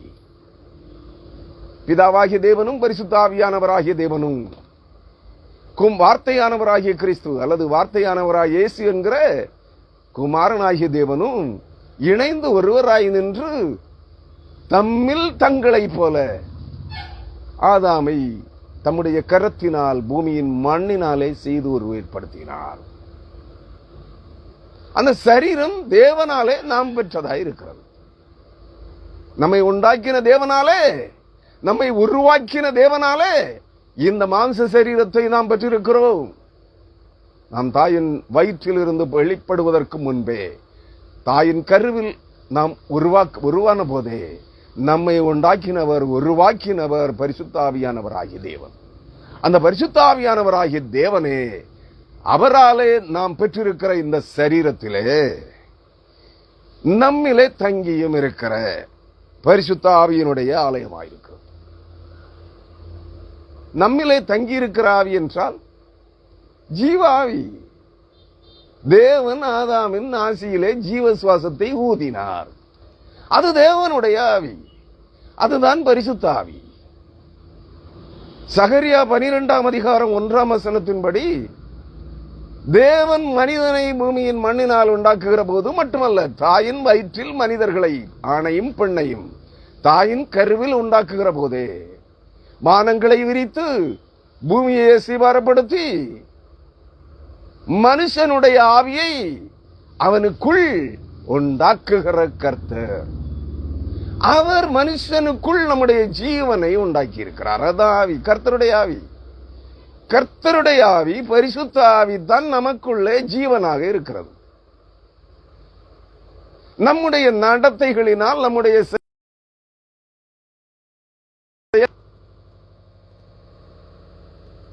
நம்முடைய வாழ்க்கை முறையினால் நம்மை நாமே தீட்டுப்படுத்தி கரைப்படுத்திக் கொள்ளுகிறபடியினால் இந்த பரிசுத்த ஆவி, தேவனுடைய ஆவி, தேவனுடைய ஜீவ சுவாசம், மனுஷனுடைய ஆவியை அவனுக்குள்ளே ஏற்படுத்தின தேவனுடைய ஆவி தீட்டுப்பட்டதா இருக்கிறது, கரைபட்டு இருக்கிறது, பாவக்கரை படிந்திருக்கிறது, மாசுபடிந்ததாய் இருக்கிறது. அந்த மாசற நம்மை பாவமற மாசற்றவர்களாய், குற்றமற்றவர்களாய், கரையற்றவர்களாய், குறையற்றவர்களாய் நம்மை கழுவ இயேசு கிறிஸ்துவின் ரத்தம் தெளிக்கப்பட வேண்டும். அங்கே நமக்கு ஒரு புதிய ஆவி தரப்பட வேண்டும். பரிசுத்த ஆவி என்றும் புதிதாகவே இருக்கிறது தேவனிடத்தில். அது எங்கும் நிறைந்திருக்கிறது, நமக்குள்ளும் இருக்கிறது. ஆனால் நமக்குள்ளே இருக்கிற நம்முடைய ஆவி, அது தேவனுடைய ஜீவ சுவாச காற்று, அது பரிசுத்த ஆவி. அதை நாம் தீட்டுப்படுத்தி இருக்கிறோம். இந்த இடத்தில் அவர் அதைத்தான் சொல்கிறார், நீங்கள் தேவனாலே பெற்றும் உங்களில் தங்கியும் இருக்கிற பரிசுத்த ஆவி. ஏனெனில் நம்முடைய சரீரத்தை உண்டாக்கினவர், தாயின் கருவிலே உண்டாக்கினவர் பரிசுத்த ஆவியானவராகிய தேவன். அதற்குள்ளே நாம் ஜீவ மனிதர்களாய், ஜீவன் உள்ளவர்களாய் நாம் வாழுவதற்கு நமக்குள்ளே அவர் ஆவியையும் வைத்திருக்கிறார். எந்த ஆவி? அவருடைய அதே பரிசுத்த ஆவியைத்தான் நமக்குள்ளே வைத்திருக்கிறார். அந்த ஆவியை நாம் நம்முடைய நடத்தையினால், செய்கையினால் தீட்டுப்படுத்தி இருக்கிறோம். அந்த தீட்டுப்படுத்தப்பட்ட ஆவி பரிசுத்தமாக்கப்பட வேண்டும். பரிசுத்தமாக்குவதற்காக அவர் தம்மையை கையளித்தும் இருக்கிறார். அவருடைய இரத்தத்தை சிந்தியும் இருக்கிறார். அந்த இரத்தத்தினாலே நம்முடைய ஆவி, ஆத்துமா, இருதயம் கழுவப்பட வேண்டும். அப்பொழுது நம்முடைய ஆவி புதிதாக்கப்படும். அவருடைய ஆவி நம்மோடு இணைந்து இங்கே உள்ளே தங்கியிருக்கும். அதான் நம்மில் உங்களில் தங்கியும் இருக்கிற பரிசுத்த ஆவியினுடைய ஆலயமாய் இருக்கிறது என்றும். வேறொரு கண்ணோட்டத்திலே சொன்னால், இதை நான் இப்பொழுது சொன்ன அந்த கருத்தை ஏற்றுக்கொள்ள விருப்பமில்லாதவர்களுக்கு, நாங்கள் ஆவியை பெற்றவர்கள், நாங்கள் ஆவியின் அபிஷேகம் பெற்றவர்கள், நாங்கள் பரிசுத்த ஆவியினால் நடத்தப்படுகிறவர்கள் என்று சொல்லுகிற அன்பான சபையே, அன்பான கிறிஸ்தவர்களே, நீங்கள் ஆவியை பெற்றிருக்கிறீர்கள் என்பது உண்மை என்றால், ஆவியை பெற்றது உண்மைதான். ஆனால் உங்களில் செயலாற்றுகிற ஆவியானவர் பரிசுத்த ஆவியானவர் தானா என்பதிலே எனக்கு வெகுவான சந்தேகம் இருக்கிறது. மற்றவர்களுக்கு இருக்கோ இல்லையோ, தங்களை ஆவிக்குரியவர்கள், ஆவியின் அபிஷேகம் பெற்றவர்கள், ஆவியினால் நடத்தப்படுகிறவர்கள் என்று சொல்லுகிறவர்களை இடத்திலே எனக்கு ஒரு சந்தேகம் இருக்கிறது. இவர்கள் எந்த ஆவியினால் நடத்தப்படுகிறார்கள்? பரிசுத்த ஆவியினால் அபிஷேகிக்கப்பட்டார்களா? பரிசுத்த ஆவியினால் நிறைந்திருக்கிறார்களா? பரிசுத்த ஆவியினால் நடத்தப்படுகிறார்களா? இல்லை என்றே தோன்றுகிறது. ஏனெனில் நான் முன்பு கூறிய எந்த காரியங்களும் இவர்களிடத்திலே தென்படவில்லை, வெளிப்படவில்லை. ஆவிக்குரியவர்களிடத்திலே ஆவிக்குரிய நற்பண்புகளான 9 ஆவியின் கனிகள் வெளிப்பட வேண்டும். ஒண்ணுமில்லை. இச்சையடக்கம் இல்லாதவர்களாய் இருக்கிறார்கள், பொறாமை கொண்டவர்களாய் இருக்கிறார்கள், நன்னடத்தையற்றவர்களாய் இருக்கிறார்கள், கோபமும் எரிச்சலும் கொண்டவர்களாய் இருக்கிறார்கள், பேசித்தனமும் விபச்சாரமும் காம இச்சையும் கொண்டவர்களாய் இருக்கிறார்கள். இவர்களிடத்திலே பரிசுத்தாவியினுடைய குணாதிசயங்களை, பரிசுத்தாவியினுடைய நற்பண்புகளை, நற்கனிகளில் ஒன்றையும் காண முடியவில்லை. வெளிவேடதாரிகளாய் இருக்கிறார்கள். அப்படிப்பட்ட இன்றைய கிறிஸ்தவ சமுதாயமே, உங்களிலே உண்மையாகவே பரிசுத்த ஆவியானவர் தங்கியிருக்கிறார் என்று நீங்கள் எண்ணுகிறீர்கள் என்றால், அந்த பரிசுத்த ஆவியினால் நீங்கள் பெற்றிருக்கிற இந்த சரீரம் கர்த்தருடைய ஆலயமாயிருக்கிறது. அப்படி என்றால் நீங்கள் வேசித்தனத்திற்கு விலகி ஓடி இருக்க வேண்டுமே. பரிசுத்தவான்களே, பரிசுத்தவான்களின் சபையே, நீங்கள் வேசித்தனத்திற்கு விலகி ஓடி இருக்க வேண்டுமே. கிறிஸ்தவ சபைகளுக்குள்ளே வேசித்தனம் தலைவிரித்தாடி இருக்கக்கூடாதே. கிறிஸ்தவ சமூகத்தை நடத்தி கொண்டிருக்கிறவர்கள் கிறிஸ்தவர்களையே வேட்டையாடி இருக்கக்கூடாதே. வேசித்தனத்தை சிறுசபையிலே அனுமதித்திருக்கக்கூடாதே. அப்படியானால் கிறிஸ்தவ திருச்சபைகள் அனைத்தும் வேசித்தனங்களால் நிறைந்திருக்கிறது, விபச்சார மயக்கம் கொண்டிருக்கிறது, காம மோக இச்சைகளிலே தவித்துக் கொண்டிருக்கிறது, மதிமயங்கி திரிகிறார்கள். அப்படியானால் உங்களிடத்திலே பரிசுத்த ஆவியானவர் தங்கி இருக்கிறாரா? இல்லையே. என் சந்தேகம் நியாயம்தானே. இதற்கு எத்தனை பேர் பதில் சொல்லப் போகிறீர்கள்? இல்லை என்கிறீர்களா? அப்படியானால் அங்கொன்றும் இங்கொன்றுமாக பத்திரிகைகளிலும் தொலைக்காட்சிகளிலும் யூடியூப்களிலும் சந்தி சிரிக்கிறதே, நீதிமன்றங்களிலே வழக்குகள் பதிந்து அங்கே நடந்து கொண்டிருக்கிறதே, காவல் நிலையங்களிலே கைது செய்யப்பட்டு அடிக்கப்படுகிறார்களே, இது பொய்யா? அநேகர் 50க்கு 150 பேருக்கு அதிகமானோர் சரீரத்திற்குள்ளேயே புழுங்கி செத்துக் கொண்டிருக்கிறார்களே, வெளியே சொல்ல கேவலப்பட்டு நடைபுணங்களாய் மாறியிருக்கிறார்களே கிறிஸ்தவர்கள். இதெல்லாம் பொய்யா? இதெல்லாம் பொய்யா? கட்டுக்கதைகளா? கபட நாடகமா? யார் கபட நாடகம் ஆடுகிறார்கள்? யோசித்து பாருங்களே. நான் யாரையும் குற்றம் சுமத்தவில்லை, இது உலகறிந்த உண்மைதானே. யாருக்குள்ளே பரிசுத்த ஆவியானவர் இருக்கிறார்? இல்லை.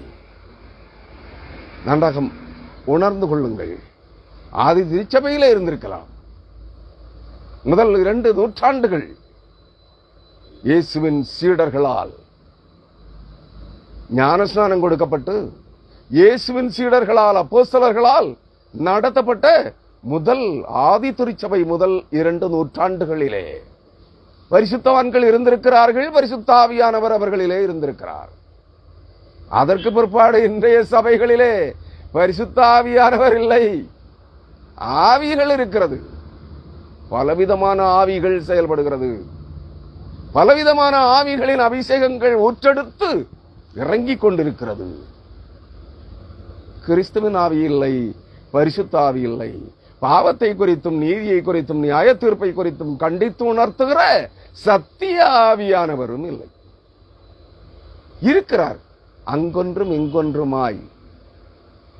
நீங்கள் அறியாத ஏழை ஒரு சாதாரண ஊழியக்காரரிடத்தில் சத்தியாவியானவர் செயல்படுகிறார்.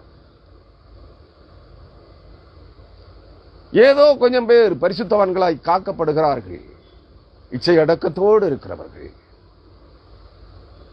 அதனால அவங்க உணர்ச்சியற்றவர்கள் அல்ல, ஆணும் பெண்ணுமற்ற அலிகள் அல்ல, உணர்ச்சியற்றவர்கள் அல்ல. அவர்களுக்கும் உணர்ச்சி இருக்கிறது. அவர்கள் தங்களை அடக்கி ஆளுகிறார்கள். தங்கள் இச்சைகளை அடக்க தெரிந்தவர்கள், இச்சை அடக்கம் உள்ளவர்களாய் இருக்கிறார்கள். ஆவிக்குரிய நற்கனிகளில் ஒன்றாகிய 9வது நற்கனி இச்சை அடக்கம் அவர்களிலே செயல்பட்டு கொண்டிருக்கிறது. அவர்கள் பரிசுத்தவான்களா? நீங்கள் பரிசுத்தவான்களா? யோசிக்க வேண்டும். நீங்களே தீர்மானிக்க வேண்டும். நான் இல்லை தீர்மானிக்கிறேன். அருமையானவர்களே, பரிசுத்த ஆவியினுடைய ஆலயமாயிருக்கிறது என்றும் நீங்கள் உங்களுடையவர்கள் அல்ல என்றும் அறியீர்களா? காரணம் என்ன? அது தேவனுடைய ஆலயமாயிருக்கிறது, கிறிஸ்துவின் ஆலயமாயிருக்கிறது. பரிசுத்த ஆவியானவருடைய ஆலயமாய் உங்கள் சரீரங்கள் இருக்கிறது என்றால், உங்கள் சபைகள் இருக்கிறது என்றால், அதை சொல்லுகிற ஒவ்வொரு கிறிஸ்தவ பெண், கிறிஸ்தவ ஆண், ஒவ்வொரு கிறிஸ்தவருக்குள்ளும் ஒவ்வொரு கிறிஸ்தவனுடைய சரீரமும் தேவனுடைய ஆலயமாக, பரிசுத்த ஆவியானவருடைய ஆலயமாக, கிறிஸ்துவின் ஆலயமாக, அல்லது கிறிஸ்துவின் மணவாட்டி சபையாக, மணவாட்டியாக, கிறிஸ்துவின் மனைவியாக, தேவனுடைய மனைவியாக உங்களுடைய, நம்முடைய, என்னுடைய சரீரம் இருக்கிறது என்றால் நாம் நம்முடையவர்கள் அல்லவே. நீங்கள் உங்களுடையவர்கள் அல்ல என்று அறியீர்களா? நாம் கிறிஸ்துவின் மனைவியாக, கிறிஸ்துவின் மணவாட்டியாக, தேவனுடைய மனைவியாக அல்லது தேவனுடைய மணவாட்டியாக, கிறிஸ்துவின் சரீரமாக, பரிசுத்த ஆவியானவருடைய ஆலயமாக, தேவனுடைய ஆலயமாக நாம் இருக்கிறோம் என்றால் நம்முடைய சரீரம் யாருக்குரியது? நம்முடைய சரீரம் யாருக்குரியது? நமக்குரியதா? இல்லை, அது கிறிஸ்துவுக்குரியது. இந்த சரீரத்திற்கு அதிகாரி கிறிஸ்து. இந்த சரீரத்திற்கு அதிகாரி, என்னுடைய சரீரத்திற்கு அதிகாரி கிறிஸ்து. ஏனெனில் அது அவருடைய ஆலயம், அது அவருடைய சரீரம். நான் அவருடைய மணவாட்டி.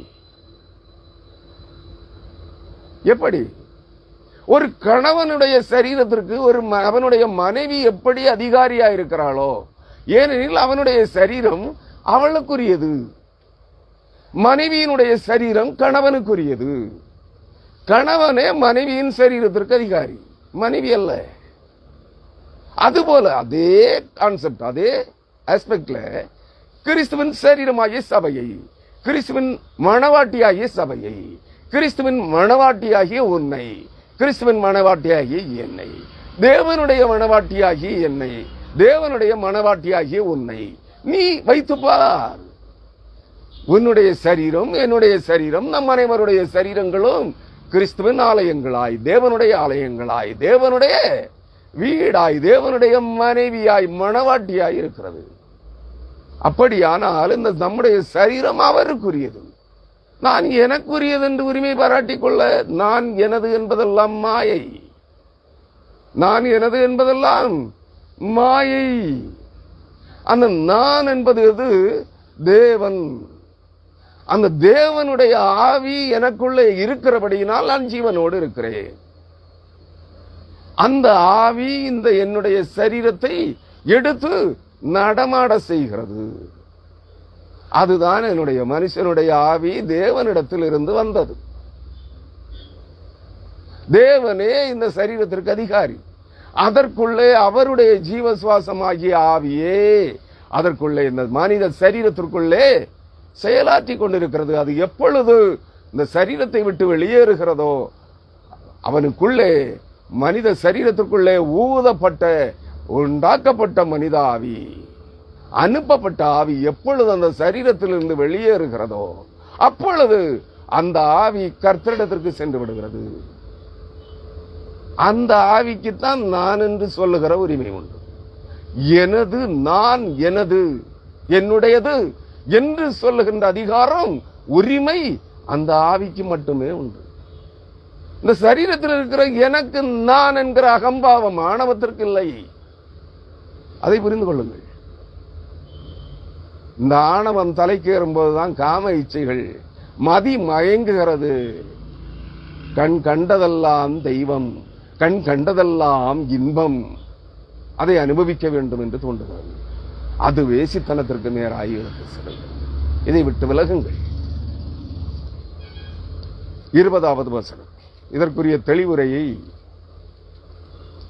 அங்கே 20ஆம் வசனத்திலே காணப்போகிறோம். அருமையானவர்களே,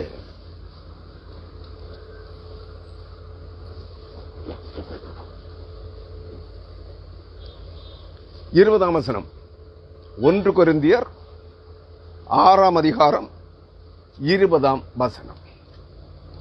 கிரயத்திற்கு கொள்ளப்பட்டீர்களே, ஆகையால் தேவனுக்கு உடையவைகளாகிய உங்கள் சரீரத்தினாலும் உங்கள் ஆவியினாலும் தேவனை மகிமைப்படுத்துங்கள். யாரை மகிமைப்படுத்துங்கள்? தேவனை மகிமைப்படுத்துங்கள். ஊழியக்காரர்களை அல்ல, ஊழியக்காரிகளை அல்ல, விசுவாசிகளை அல்ல, மனிதர்களை அல்ல, தேவனை மகிமைப்படுத்துங்கள். எப்படி?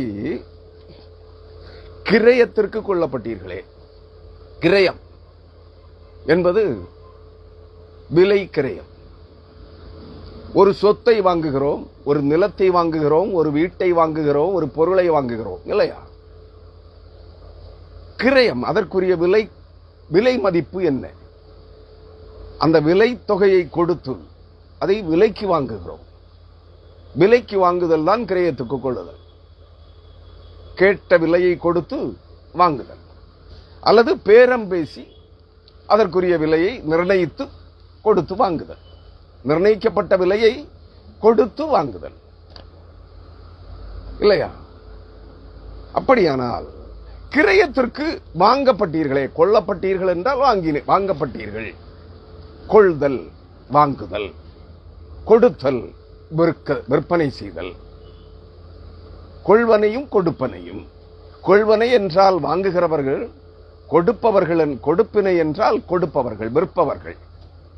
பெண்களை வாங்குவதிலும் விற்பதிலும். பெண்களை வாங்குகிற பழக்கம் இப்பொழுது இல்லை. ஏன்? ஏன் பெண்களை வாங்குகிற பழக்கம் இப்பொழுது இல்லை? நீங்கள் சொல்லிக் கொள்ளலாம். ஆனால் இன்றைய திருமணங்கள் விலை பேசப்படுகிறது. எதற்காக? பெற்றோர்களால். யாரிடத்தில்? ஆண்கள் அனைவரும் பெண் வீட்டுக்காரர்களாய் விலை பேசப்படுகிறார்கள். அல்லது ஆண்கள் அனைவரும் பெற்றவர்களால், ஆண்களை புருஷர்களின் பெற்றோர்களால் விலை பேசப்படுகிறார்கள். யாரிடத்தில்? பெண் வீட்டாரிடத்தில். உங்க மகளை என் மகனுக்கு எடுக்கணும்னா என்ன தரணும்? 50 லட்சம் ரூபாய். 100 பகனுக்கு தங்கம், ஜுவல்ஸ். 100 பகனுக்கு தங்கம், 50 லட்சம் ரூபாய். ஒரு விலை உயர்ந்த கார். இவைகளெல்லாம் வேண்டும். நடுத்தர வர்க்கமா? 10 லட்சம் ரூபாய். உங்கள் பெண்ணை, உங்கள் வீட்டு மகளை, உங்கள் வீட்டு பெண்ணை என் மகனுக்கு நான் திருமணம் செய்ய வேண்டும் என்றால், எடுத்துக்கொள்ள வேண்டும் என்றால் என்ன தரணும்? என் பையனுக்கு 10 லட்சம் ரூபாய் ரொக்கமும் 50 பவுன் நகையும் ஒரு விலை உயர்ந்த காரும் தர வேண்டும், அல்லது ஒரு பைக்கும் தர வேண்டும்.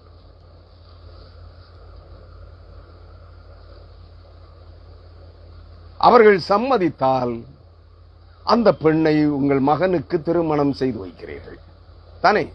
அப்படியானால் உங்கள் மகனை நீங்கள் விலை பேசுகிறீர்கள். ஆண்கள் அனைவரும் விலை பேசப்படுகிறார்கள்.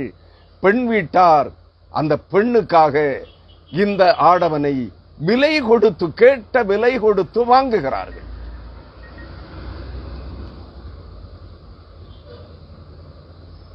அருமையான திருச்சபையே, அருமையான கிறிஸ்தவர்களே, பெண்கள் ஆண்களை, தங்கள் கணவர்களை விலை கேட்ட விலை கொடுத்து வாங்கியிருக்கிறார்கள். ஆனால் வேதாகமம் அப்படி கற்பிக்கவில்லை. தரங்கெட்ட கிறிஸ்தவமே, வேதாகமம் அப்படி கற்பிக்கவில்லை. ஆண்களை, புருஷர்களை, கணவர்களை பெண்கள் அல்லது பெண்களை பெற்றவர்கள் விலை கொடுத்து வாங்கப்பட்டதாக வேதாகமத்தில் எங்குமில்லை. இன்று தரங்கெட்ட கிறிஸ்தவம் ஆண்களை விலை பேசி பெண் வீட்டாருக்கு, பெண்ணுக்கு விற்பனை செய்கிறார்கள்.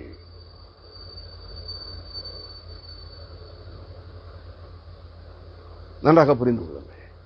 ஆனால் பழைய வேதாகமம் சொல்லுகிறது, ஈசாக்கு பெண் கொள்ள ஆபிரகாம் தன்னுடைய குமாரனாகிய ஈசாக்கு பெண் கொள்ளும்படியாய் தன்னுடைய வேலைக்காரனாகிய எலெயாசாரை தன் மனைவியினுடைய, தன் தகப்பனுடைய வீட்டிற்கு, குடும்பத்திற்கு அனுப்புகிறான். அங்கே சென்று என் ஜாதி ஜனங்களுக்குள்ளே, என் தகப்பன் வீட்டாரிடமிருந்து என் மகனுக்கு ஒரு பெண்ணை கொள்ள வேண்டும், வாங்க வேண்டும். எது கொள்ள வேண்டும் என்றால் வாங்க வேண்டும் என்று அவன் கையிலே சில தங்க வளையல்களை, தங்க அணிகலன்களை கொடுத்து அனுப்புகிறான்.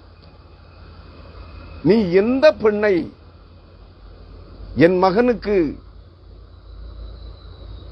கொள்ள விரும்புகிறாயோ அவளுக்கு இந்த நகைகளை கொடுத்து அவைகளை அணிய வைத்து அவளை அழைத்து கொண்டு வா என்று சொல்லி அனுப்புகிறான்.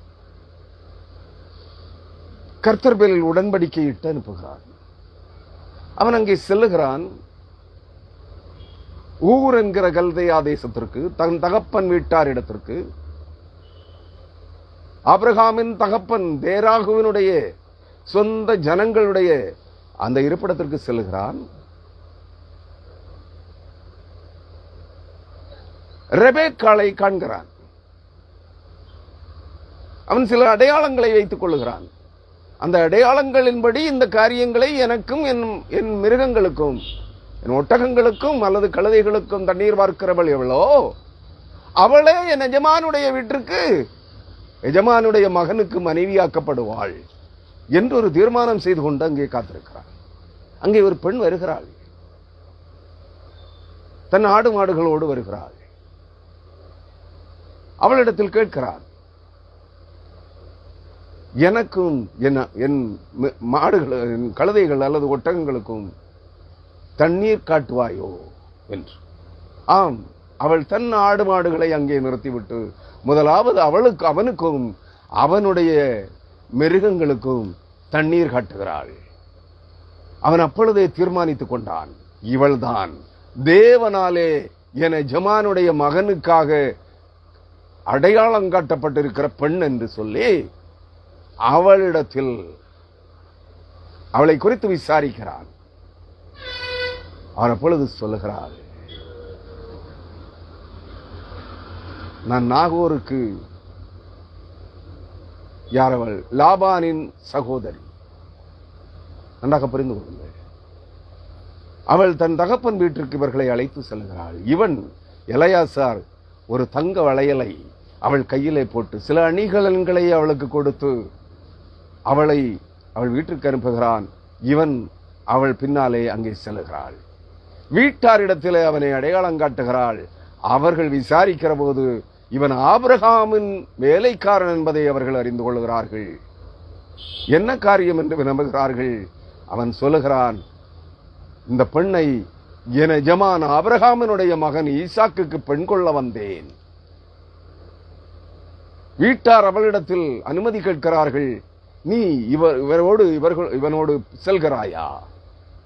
ஆபிரகாமின் குமாரன் ஈசாக்குக்கு மனைவியாக விரும்புகிறாயா? அவள் சம்மதிக்கிறாள். இவன் கொண்டு போன அனைத்து ஆபரணங்களையும் அவளுக்கு இட்டு அவளை அழைத்து கொண்டு வருகிறான். விலை கொடுத்து பெண் வாங்கப்படுகிறாள். அவள் அணிவதற்குரிய ஆபரணங்களை கொடுத்து ஒரு ஆணுக்கு ஒரு பெண் வாங்கப்படுகிறாள். ஆனால் இன்று கிறிஸ்தவம், தரங்கட்ட கிறிஸ்தவம், பொருளாசையை பின்பற்றி பணாசையை பின்பற்றி நடக்கிற இன்றைய தரங்கட்ட கிறிஸ்தவம் ஆண்களை விலை கொடுத்து விலைக்கு விற்கிறார்கள். பெண்கள் ஆண்களை விலை கொடுத்து வாங்குகிறார்கள். டவுரி என்ற பெயரிலே, சீதனம் என்ற பெயரிலே கொள்ளை நடக்கிறது. அருமையானவர்களே, நீங்கள் பரிசுத்தவான்கள் என்கிறீர்கள். இன்றைய கிறிஸ்தவம் பரிசுத்த சபை என்கிறீர்கள். பரிசுத்த ஆவியினால் நடத்தப்படுகிறோம் என்கிறீர்கள். ஆபரணங்களை தான் அணிந்து கொள்ள மாட்டீர்கள். பணம், பெட்டி நிறைய பணம் வேண்டும். பரிசுத்தவான்களே, பரிசுத்தவாட்டிகளே, உங்கள் ஆண் மக்களை பெண்களுக்கு விற்பனை செய்கிறீர்கள் பணத்திற்கு. இது ஒரு தரம் கட்ட வியாபாரம். இது என்று புரிந்து கொள்வீர்கள். ஆனால் உங்கள் பிள்ளைகளையோ, உங்கள் வீட்டு பெண்களையோ, உங்கள் வீட்டு ஆண்களையோ தேவனுக்கென்று தேவனுடைய சரீரங்களாயிருக்கிறார்கள், கிறிஸ்துவின் மணவாட்டிகளாயிருக்கிறார்கள். அவர்களை பணத்துக்காகவோ, பொன்னுக்காகவோ, சொத்துக்காகவோ விற்பனை செய்வதற்கு உங்களுக்கு அதிகாரம் இல்லை என்பதை ஏன் உணராமல் இருக்கிறீர்கள்? நீங்களும் கல்யாண சீட்டு கார்டுகளிலே இந்த காரியம் தேவனால் வந்தது, இந்த காரியம் தேவனால் நிர்ணயிக்கப்பட்டது, எல்லாம் பணம் தான் நிர்ணயிக்கிறது, எல்லாம் பணம் தான் நிர்ணயிக்கிறது. கேடுகட்ட செயல். உங்கள் ஆண் மக்களை பெண் வீட்டாருக்கு விற்பனை செய்கிறீர்கள். இதுக்கு பேர் திருமணமா? இல்லை. அருமையானவர்களே, இது ஒரு வகையான வைசித்தனம். இது ஒரு வகையான விபச்சார வியாபாரம், தொழில், விபச்சார தொழில். அருமையானவர்களே, கிரயத்திற்கு கொள்ளப்பட்டீர்கள். இங்கே சொல்லப்படுகிற கிரயம் அதுவல்ல. நீ கேட்ட விலைக்கு பெண் வீட்டாரின் மகனை வாங்கிக் கொள்வதல்ல. ஆண்டவராகிய இயேசு கிறிஸ்து தம்முடைய விலைமதியாத இரத்தத்தினால், அன்பான கிறிஸ்தவமே, அன்பான கிறிஸ்தவர்களே, உங்களையும் என்னையும் விலைக்கு வாங்கி இருக்கிறார். பிதாவாகிய தேவன் தம்முடைய குமாரனாகிய இயேசு கிறிஸ்துவை இந்த பூமியிலே அனுப்பி உங்களையும் என்னையும், இந்த பூமியின் மக்களினங்களை விலை கொடுத்து வாங்கி இருக்கிறார். எதினால்? இயேசு கிறிஸ்துவின் இரத்தத்தினால். அதுதான் பிதாவாகிய தேவனுடைய தயவுள்ள கிருபை, அல்லது கிருபையுள்ள தயவு. கிருபையின் மேல் கிருபை. பிதாவாகிய தேவனுடைய கிருபையின் மேல் கிருபையினாலே நீங்களும் நானும் இயேசு கிறிஸ்துவின் இரத்தத்தினால் விலை கிரயமாய் வாங்கப்பட்டிருக்கிறோம். தண்ணீர் முழுக்கினால் அல்ல என்று உணர்ந்து கொள்வாய் கிறிஸ்தவனே. தண்ணீர் முழுக்கினால் நீ விலைக்கு வாங்கப்பட்டாயா? கிறிஸ்துவுக்காக, கிறிஸ்துவுக்கென்று விலைக்கு வாங்கப்பட்டாயா? இல்லையே. அன்பான கிறிஸ்தவர்களே, ஆண்டவராகிய இயேசு கிறிஸ்துவின் விலையேற பெற்ற இரத்தத்தினால் இன்றைய கிறிஸ்தவ சபை விலைக்கு வாங்கப்பட்டிருக்கிறது என்பதை மறந்து போன தரம் கட்ட சீர்கட்ட கிறிஸ்தவர்களே, மனம் திரும்புங்கள்.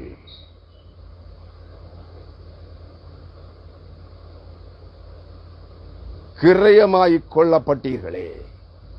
இயேசு கிறிஸ்துவின் விலை மதிக்க முடியாத, விலை மதிப்பில்லாத, விலை மதிப்பிட முடியாத ரத்தினங்களை பார்க்கிலும், மாணிக்கங்களை பார்க்கிலும், வைர வைடூரியங்களை பார்க்கிலும், தங்கத்தை பார்க்கிலும் விலை மதிப்பிட முடியாத, விலை மதிப்பில்லாத, எவராலும் விலை இன்ன விலை என்று தர மதிப்பீடோ விலை மதிப்பீடோ செய்ய முடியாத இயேசு கிறிஸ்துவின் விலையேற பெற்ற இரத்தத்தினாலே விலைக்கு வாங்கப்பட்ட கிறிஸ்தவனே, கிறிஸ்தவளே, நீ எப்படி உன் சரீரத்தை வேசியாலயமாய் மாற்றலாம்? நீ வேசித்தனத்திற்கு விலகி ஓட மறுக்கிறாயே. எப்படி உன் சரீரத்தை விலைக்கு விற்கலாம்? நீ ஒரு பெண் விபச்சாரத்திற்கு விலை கிரயமாய், வேசிப்பணயமாய் தன் சரீரத்தை விற்கிறாள் என்றால், அந்த விபச்சாரியோடு வேசித்தனம் செய்வதற்கு ஒரு ஆண் வேசிப்பணயமாக பணம் கொடுத்து தன் சரீரத்தை அவளோடு உறவு கொண்டு வேசித்தனம் செய்து கெடுக்கிறான் என்றால், இது ஒரு தரங்கட்ட வியாபாரம் இல்லை? உன் வீட்டு ஆண்மகனை ஒரு பெண்ணுக்கு விலைக்கு விற்கிறாய், பேரம் பேசி விற்கிறாய் என்றால் இது தரங்கட்ட விபச்சார தொழில் இல்லை? உன் மகன், உன் சரீரம், உன் கணவனுடைய சரீரம், உன் மகனுடைய சரீரம், உன் மகளுடைய சரீரம் கிறிஸ்துவின் ரத்தத்தால் மீட்கப்பட்டது, விலை கிரயமாய் வாங்கப்பட்டது என்பதை மறந்துவிட்டாயே. இதை விற்று சம்பாதிப்பதற்கு நீ யார்? இது ஒரு வகையான விபச்சாரம் தானே? உணர்வற்ற கிறிஸ்தவர்களே, தண்ணீர் முழுக்கினால் விலைக்கு வாங்கப்பட்டீர்களா? தண்ணீர் முழுக்கினால் பரிசுத்தவான்கள் ஆனீர்களா? பரிசுத்தவான்கள் ஆக்கப்பட்டீர்களா? பரலோகம் செல்வீர்களோ? நிச்சயமாக ஒரு காலம் இல்லை. இயேசு கிறிஸ்துவின் ரத்தத்தினால் விலைக்கிரயம் செலுத்தப்பட்டு வாங்கப்பட்டவனே, இயேசு கிறிஸ்துவின் ரத்தத்தினால் கழுவப்பட்டு பரிசுத்தமாக்கப்பட்டவனே பரலோகம் செல்ல என்பதை புரிந்து கொள்ளுங்கள்.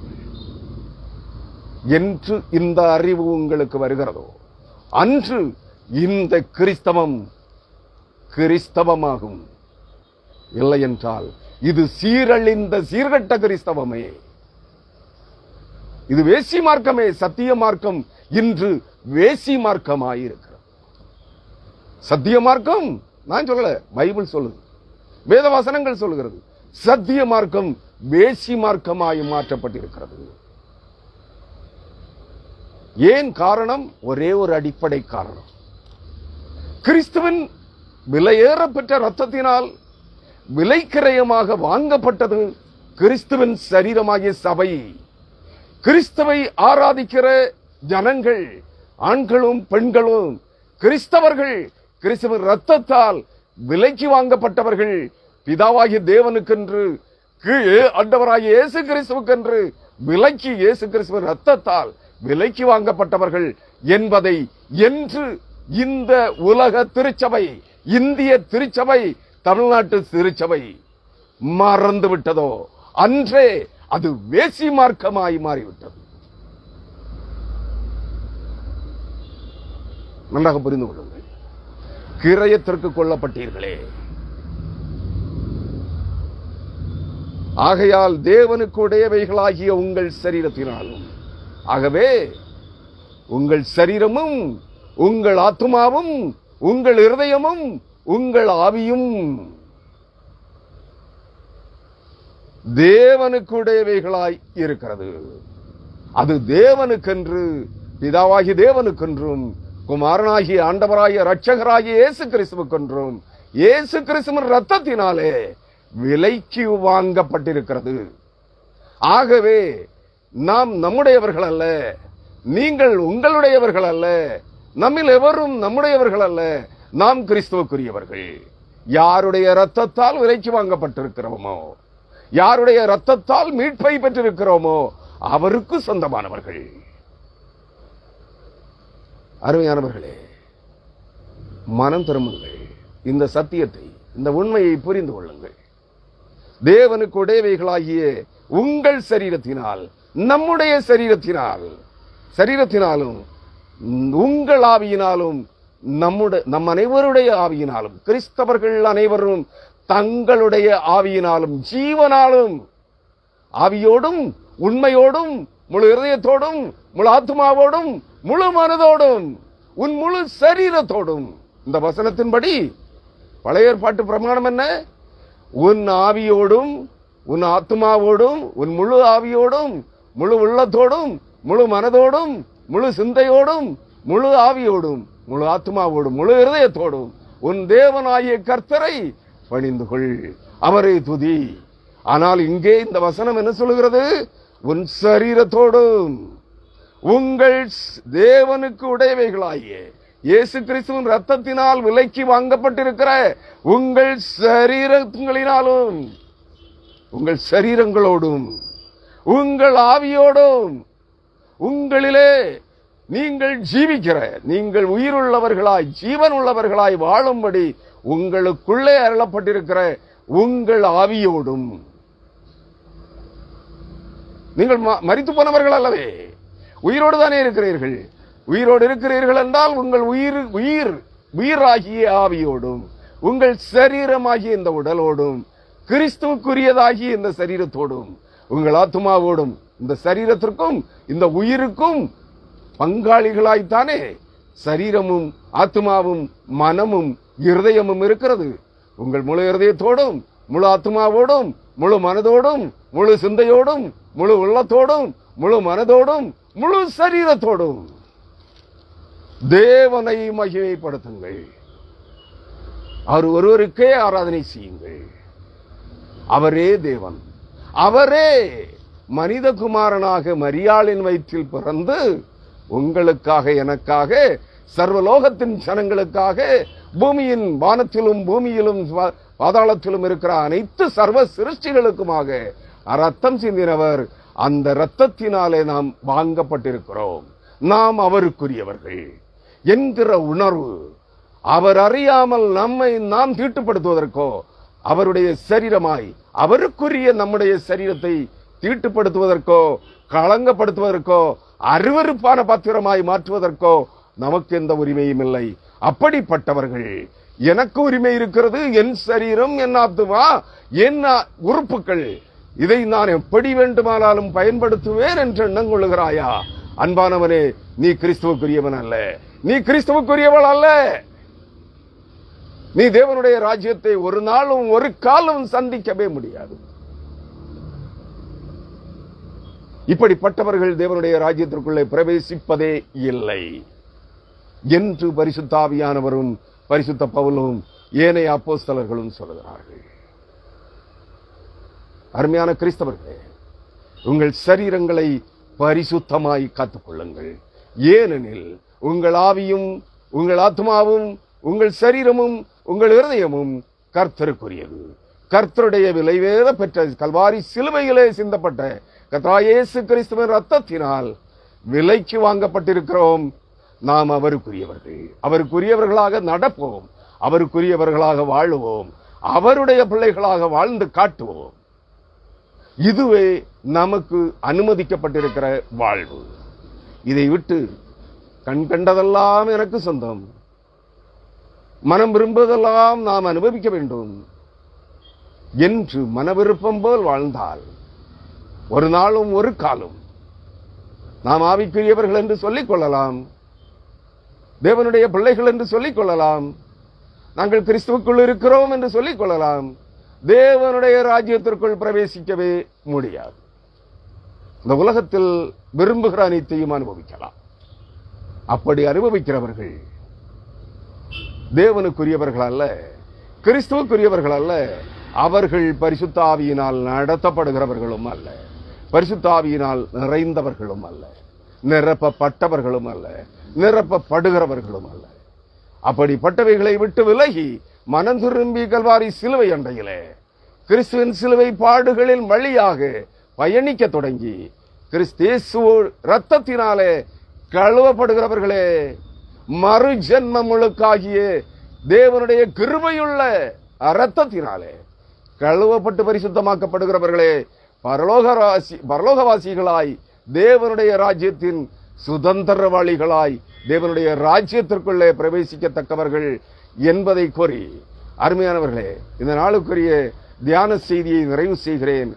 கர்த்தர் தாமே இந்த வார்த்தைகளின்படி, இந்த வார்த்தைகள் சத்தியமும் ஜீவனும் உள்ளவைகளாய் இருக்கிறது என்றும், இதைகளை நான் விவரித்த அந்த வியாக்கியானம் தேவனுக்கேற்றதாய் இருக்கிறது என்றும் பரிசுத்த ஆவியானவர் நம்புவாரேயானால், அந்த பரிசுத்த ஆவியானவர் இந்த வார்த்தைகளின் வழியாக உங்களை பரிசுத்த வாழ்வுக்கு நடத்துவாராக. ஆமேன். கர்த்தருடைய பரிசுத்த நாமத்திற்கு மகிமை உண்டாவதாக. ஹல்லேலூயா. ஆமேன்.